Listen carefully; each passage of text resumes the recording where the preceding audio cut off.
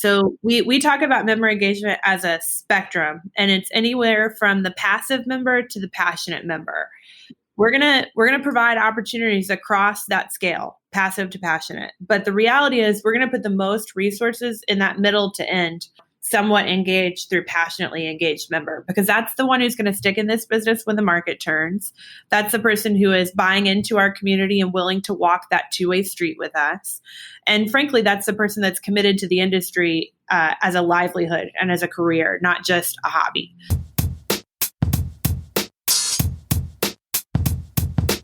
You're listening to the Real Estate Sessions podcast. Join us as we get the stories of the leaders in the real estate industry.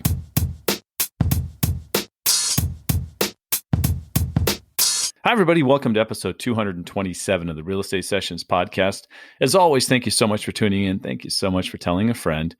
And today I'm headed off into the association world once again. I really love talking to CEOs of either local, state, and one day I'm sure hopefully a national real estate organizations, because they're so connected to what's going on a lot of different aspects of the business. On this episode, we're going to talk to Emily Chenevert. She's the CEO of the Austin Board of Realtors. Had the chance to see her present in Vegas last summer at Inman. She was an MC and a host on stage at Inman Connect in New York just recently. They are doing some really cool stuff in Austin, very tech-savvy things, the podcasts they're doing, lots of video, really, even the way they identify and connect with their members, I think is really cool. So let's get this thing started. Emily, welcome to the podcast. Thanks so much. I've had the chance to see you at Inman now a couple of times, more than once, and I really want to talk about that a little bit later in the episode. But my first question is, because you're right in the heart of Texas, in Austin, really cool, hip place. We're going to talk about that too. But are you a native of Texas? Oh, yeah. Yeah, I'm born and raised in Dallas. I went to UT and then never came home again, much to my father's chagrin. But I met a Cajun boy that I liked, and we stayed and got married here. I did live in Dallas again for a period of time when I worked for the state association in a field position. But yeah, I'm Texas through and through. Yeah. So, Texas, everything's big in Texas. Yeah. We've all heard those stories and things, but give me, for people, there's got to be, you meet people all around the country. Mm-hmm. What's the biggest misconception about a Texan or Texas in general? Yeah. I mean, there are still those people that think that we ride cattle down the street, which is inaccurate, especially in Austin, Texas, because it's so techy and just modern. The hair is probably bigger. So there's a true statement there. And I'm not a natural blonde, so that's happening also. But, I think generally people think that it's not as sophisticated a place, like that the big cities are not as big city as Manhattan or LA or whatever. But it is. It's a really booming economy. The state's done a great job of keeping the tax burden low for businesses, and we continue to be the place that people fly to when they feel like they're getting priced out of their markets. Yeah. I'm with Fidelity National Title, and we have massive operations in Texas. Mm-hmm. I mean, the commercial side of the business there is incredible, right? I mean, Houston and Dallas just growing and growing. Yeah. Yeah. Austin nets 240 people a day is how fast we're growing. So, and we're not well equipped for it in the sense that we haven't planned the infrastructure for that, but we're going to be right up there with Houston and Dallas and really faster than we know. So I always like to go back a little bit in time with guests, and so far only 6 out of over 200 have known they were going to be in the world of real estate at a younger age. Mm-hmm. So let's just start with, we'll say 15-year-old Emily, you're in high school. Are you thinking about real estate at all? Absolutely not. No way, shape, or form. Right. So what were you thinking about? I think I thought I'd be an attorney, and I took one constitutional development class in undergrad and was like, forget that. This is not for me. I like to say that I play an attorney on TV, given some of the circumstances that we've managed here at the association. But I guess I thought that I would be successful if that's what a 15-year-old thinks, but I did not know that I would be involved in the world of real estate. Right. You talk about an attorney. Now, I know there's in-house counsel and counsel with the board. Mm-hmm. So you probably have lunch with an attorney regularly. I'm just thinking. Unfortunately, we've been talking to them more than I'd like of late. Yeah, I mean, it's just part of the game, especially with MLSs. It's such a litigious world right now that we're in with the MLS. So we're learning, and I'm learning a lot, and they're definitely a big part of our world, and they're part of our team. Yeah, exactly. You said UT. We got to talk Longhorns for a second, right? I love talking college sports. And so, first of all, was in Dallas. Did you know you were going to UT? Yeah, so I wanted to go to CU Boulder, and it cost 3 times as much. So, so my sweet father talked me off the ledge, and Austin was definitely next. Okay, Yeah. good. And so then the tough question, I'm trying to think, I don't remember this very well, but your time frame was kind of early 2000s, right? While you were in university. Yeah. Did Texas get a win over Oklahoma while you were there? We had one win, and I'm trying to remember if it was my junior or senior year, but we had one. Yeah. Well, that's good. That's better than some undergrads go through their whole time, right? Yeah. Well, it's true statement. OU still sucks, even at 9:11 a.m. on a Monday. And Nice. but yeah, I mean, Longhorn football, there's nothing that beats it. It's so fun. Yeah. I mean, I still think of Vince Young. I think of that USC, the national championship. I mean, that had to be just incredible. Yeah. Yeah. It's cool. Definitely a marker of our time in college. Yeah. Let's talk about what you do right out of school then. So what was your first job? Because you weren't, you didn't know real estate was going to be there, but was that where you ended up? Yeah. So I have kind of a funny story. I started first at the association, at the Austin Board of Realtors, because my father's boss, her husband, was Rich Thomas, who was the AE and CEO in Dallas at the Metro Texas Association of Realtors. So when I graduated, I needed to find a job. And they reached out to David Foster, who was the CEO here at the time, and said, "Do you have any positions?" And he had a line position that I started in. Nice. And I only did that for like 8 months before I moved on to a master plan community developer that we interacted with at the association. But yeah, I've literally worked for associations almost my entire career.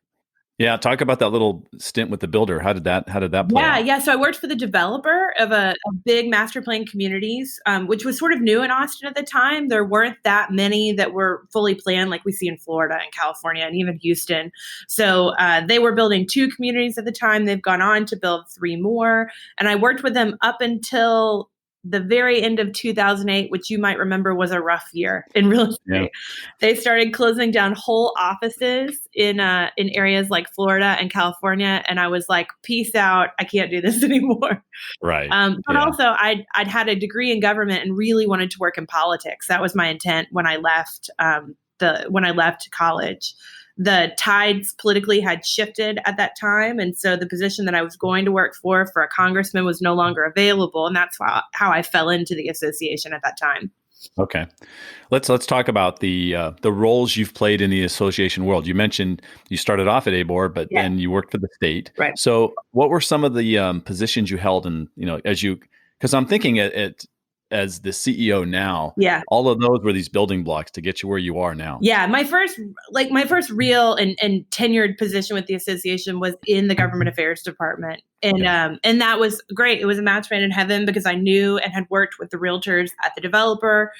And so I really understood them as a people and really liked them. I was attracted to the way that they operate, but it married with my love for politics. My family has a strong political background, so that came naturally to me.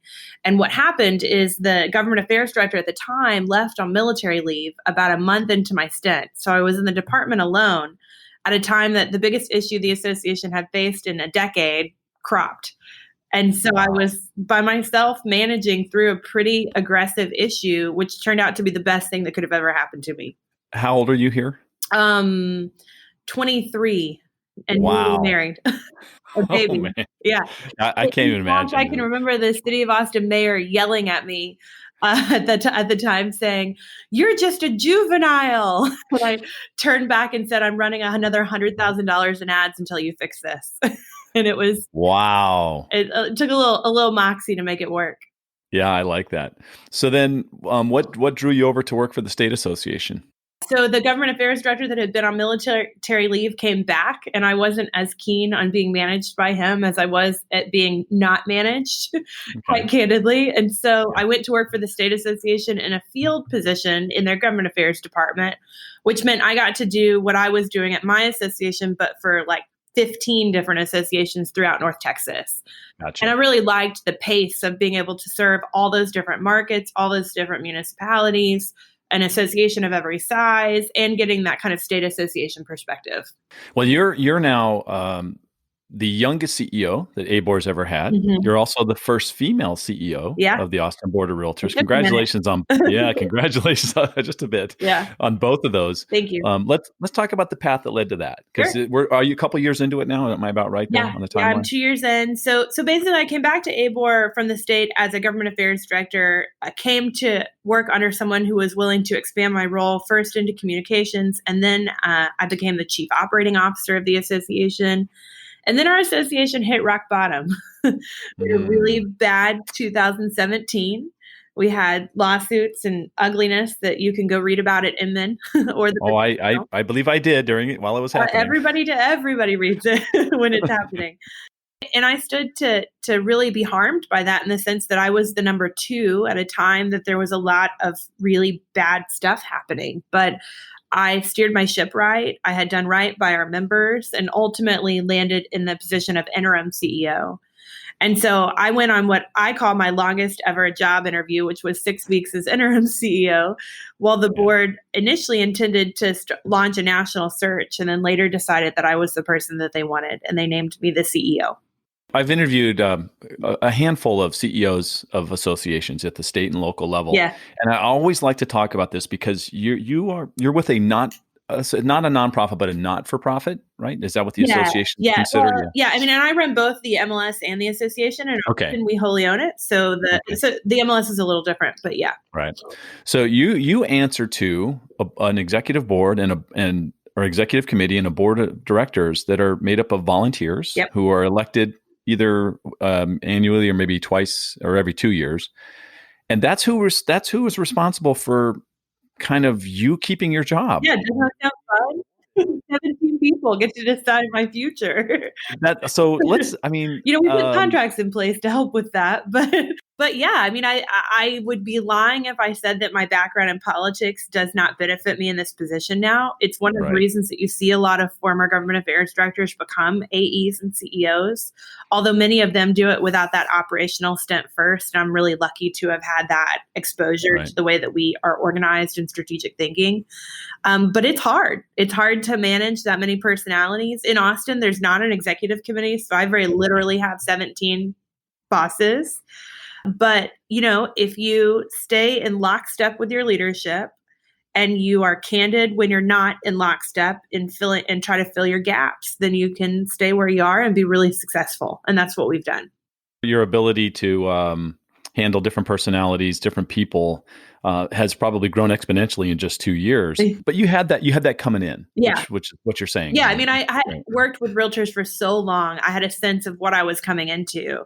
Now, when you directly report to them, it's different. And then when you're also responsible for 52 people's careers and their livelihood, there's a different level of pressure in the sense that I am the one employee of that board.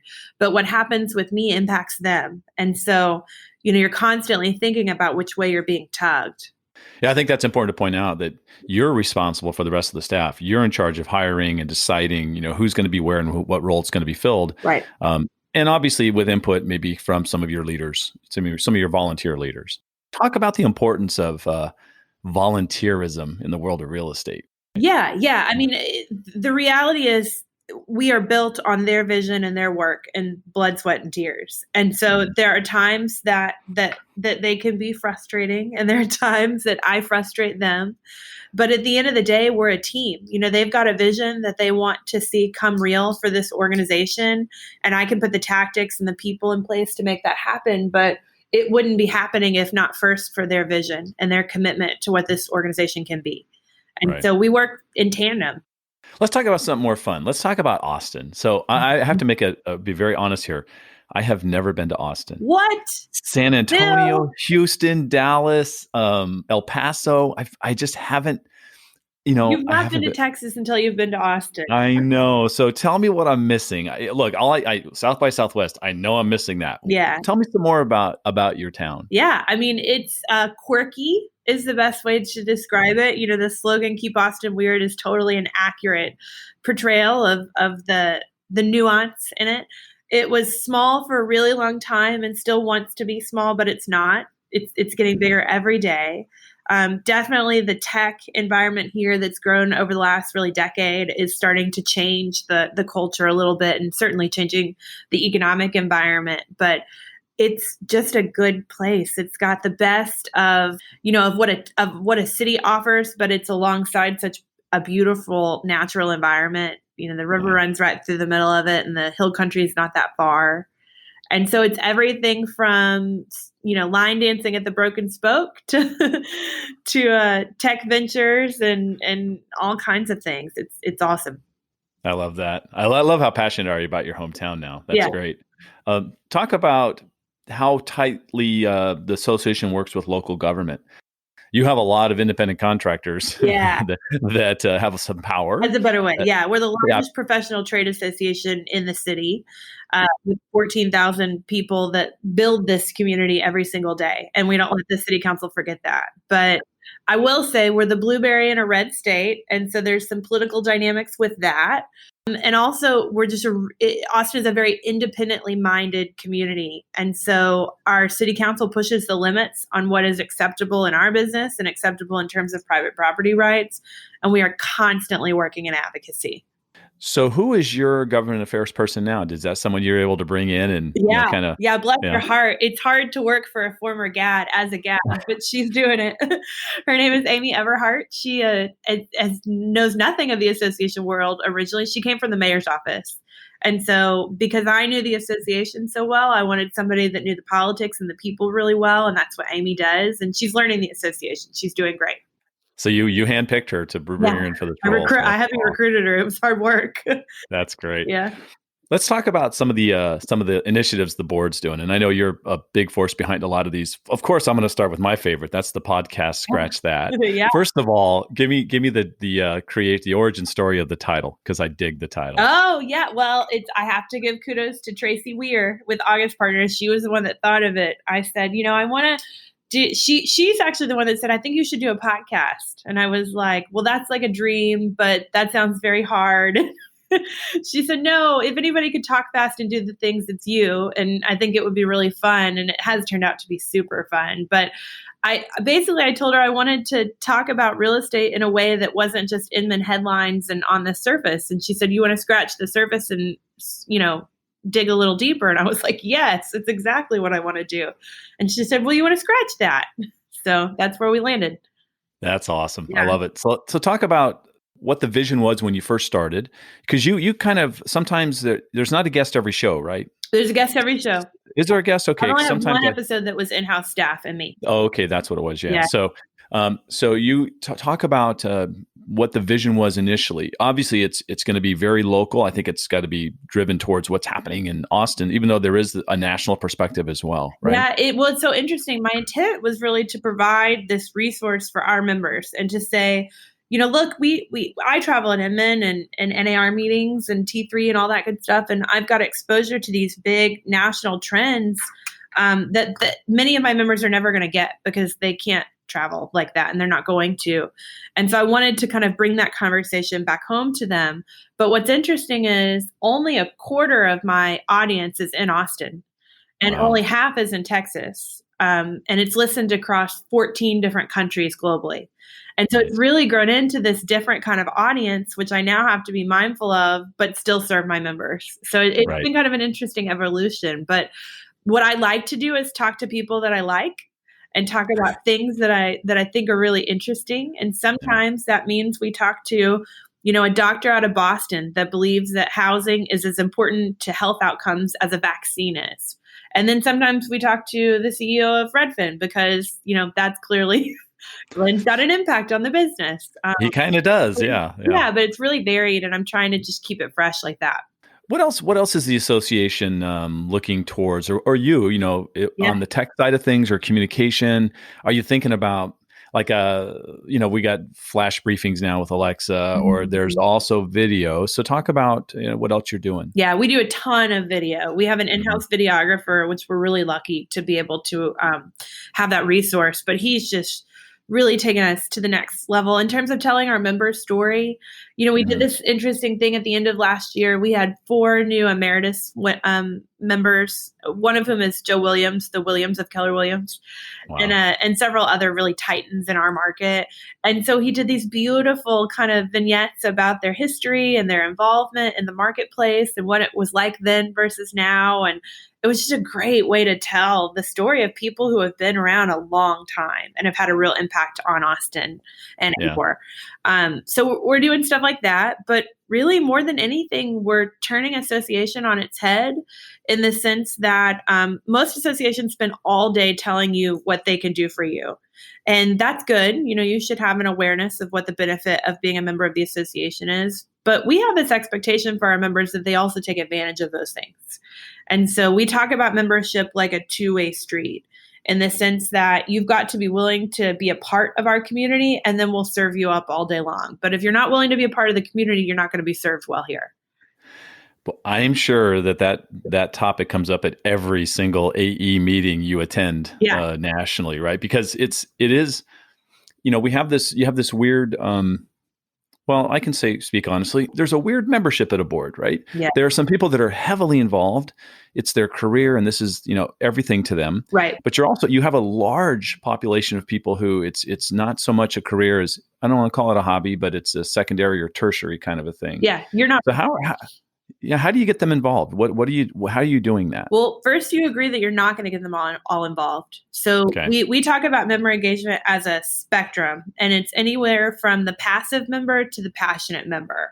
Mm-hmm. We're going to provide opportunities across that scale, passive to passionate. But the reality is we're going to put the most resources in that middle to end, somewhat engaged through passionately engaged member, because that's the one who's going to stick in this business when the market turns. That's the person who is buying into our community and willing to walk that two-way street with us. And frankly, that's the person that's committed to the industry as a livelihood and as a career, not just a hobby. And so, we've got things for the passively engaged member, but we're probably not serving them as well as we're serving the passionate one. And that's okay, because we've got a rationale behind how that's going to work for us long term. I really want to talk about Inman with you. I know that you're heavily involved with Inman now. As I mentioned earlier, I've seen you at a couple of different events. I love Inman. I love the ability to get face-to-face with people, connect with people. LobbyCon's kind of an overused term there, but it's so cool, right? Accurate, yeah. Yeah, it's really what happens where all those conversations happen. So talk about the importance of Inman for you, how you got involved. Yeah. Well, I've gone Inman for several years, even before I was CEO, but I think I really understood it. My first New York Inman as an interim CEO, when I could sit in that lobby, meet with every single one of our vendors, meet with all of my biggest counterparts so that, I could start to network and create friendships and colleagues at this level, and meet people like you nonstop for 3 days, And that was, as much as the curriculum or the content on the stage was good, that was worth the trip alone, because I could just knock out all of those relationships in a really meaningful way really quickly. So there's the efficiency of just who's in the room that is most powerful about Inman from my perspective.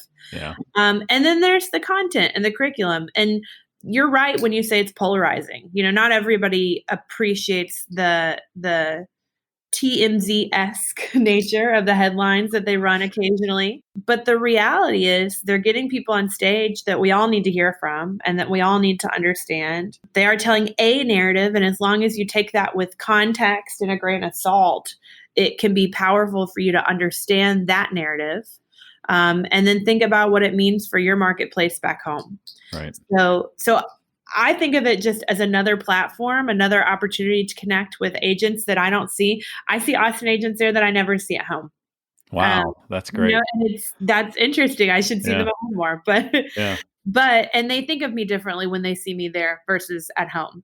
Yeah. And so we've found it to be important for us just as an organization. And I have found it to be important in terms of it really giving me an opportunity to have a platform and a voice that I wouldn't have in the industry if I only focused on NAR. Let's talk about your role with Inman. You moderated on. I want to say you were the MC on Tuesday, correct? This year? Yeah, or Wednesday. Yeah. Yeah, on Wednesday. Fast I'm and sorry. Furious 4 hours. Yeah, how was that? It was fun. It was kind of a shit show, if I'm being honest. That's I want you to be honest. Yeah, it was, it was great. I mean, it's super fun, but it's just really stressful because there are so many transitions in the show. Yeah. And so I wanted to get it right, and I really had not practiced, and I was worried about it, but I think it went okay. Yeah, I thought it's great. It's the weirdest thing sitting in the audience watching, you walk off stage and walk back on stage 4 seconds later.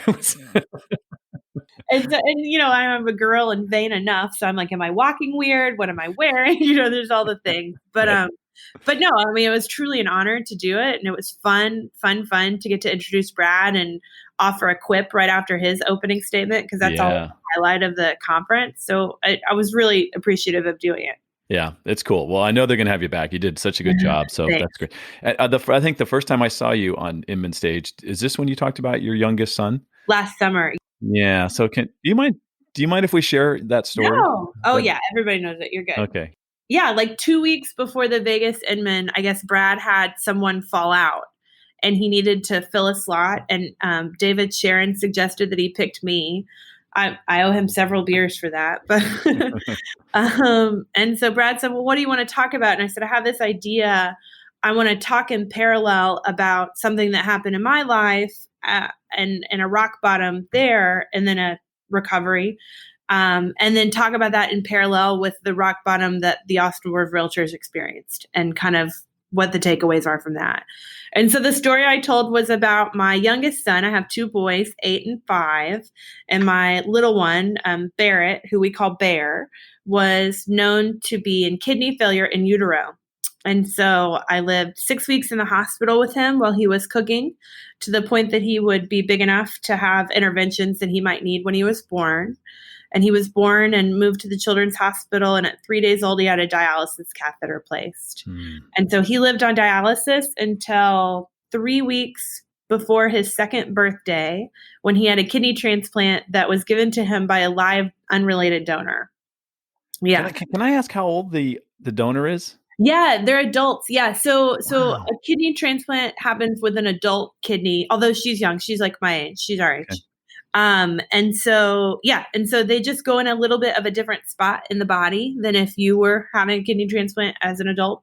Wow. But yeah, for a while it was crazy. You could tell where it was. You could feel it. It was super weird. But not now. No, now it's all tucked in there and happy. So that was a very powerful presentation. I'm sure Brad noticed, took note of that. And so, I thought that was very moving and really, and to know that you did it, that quick and put it together that fast. That's well, I couldn't have thought about it another day. I would have exploded, but the stress leading up to that was intense. But I really was thankful to be able to share that story. I'm passionate about my son's experience as a mechanism of just talking about resilience. And so I really valued the opportunity to share that with my industry family. And there really is a parallel to things that we experience in business. And so I've seen that in my life, and to be able to give that gift to others was really, really powerful for me too.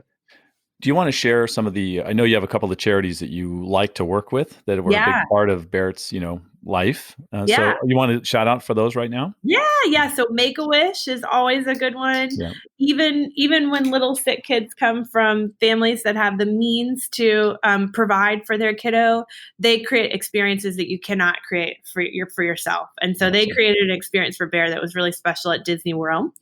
Also, the National Kidney Foundation provides resources for both pediatric and adult kidney patients, those that are in failure and even those that are just living with kidney disease. And I think everybody ought to get a urinalysis every year, not just your blood work, so that you can be sure your kidneys work. Awesome. Because they do a lot of things.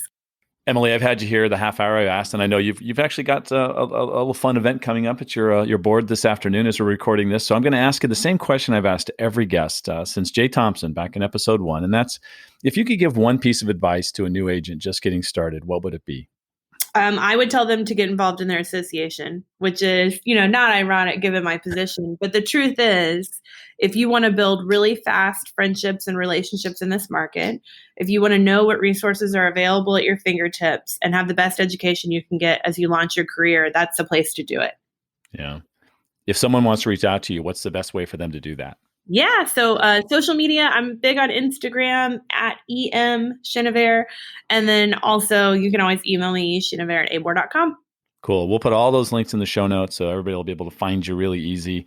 Okay. Emily, thank you so much. It was really an honor to talk to you today. And I love what you're doing, and keep up the fantastic work in Austin. It's a lot of fun to watch. Thanks, Bill. Appreciate you. Thank you for listening to the Real Estate Sessions podcast. To leave a review or rating, go to ratethispodcast.com/RE sessions. You can also subscribe to the podcast at your favorite podcast listening app. Finally, you can go to therealestatesessions.com and subscribe to our email newsletter and be notified whenever a new episode is released. New episodes of the Real Estate Sessions podcast are released every Tuesday.